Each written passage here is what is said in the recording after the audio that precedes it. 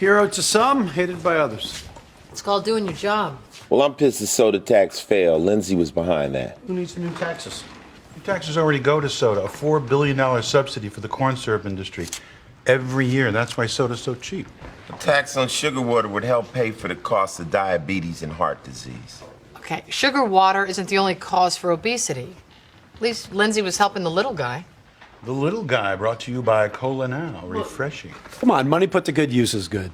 If Cola Now really cared about poor kids, they wouldn't go plastering their logo all over the place. Well, maybe Lindsay knew deep down that she was doing the devil's work, so she went back to using drugs. Well, except that her tox screen came back negative. Well, it only tests popular drugs, cocaine, meth, X. PCP isn't on the standard test anymore.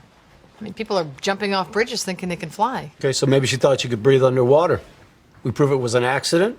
Case closed, we go home. Except that it wasn't an accident. Lindsay Elding was poisoned. By who? The Smurfs? Warner found mushrooms in Lindsay's guts, ran the DNA, and ID'd 4 species from South America. That's not something you get from your local grocer. I hope not. These contain high doses of muscarine, a toxin which makes you hot, sweaty, and sexually aroused. I'm hot. I'm wet. Explains why Lindsay took her clothes off. And why she threw herself at a jerk like Whit Worley. Yeah. And why she would jump in the fountain, but how come she drowned? Muscarine toxicity often leads to respiratory failure. Lindsay took her final weak breaths underwater, but she would have died anyway. So one of Lindsay's enemies slipped her a deadly cocktail of shrooms.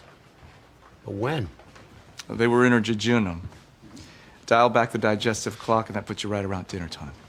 Her calendar says she was at a fundraiser at a place called Wishing Time. They were giving out free jungle gems.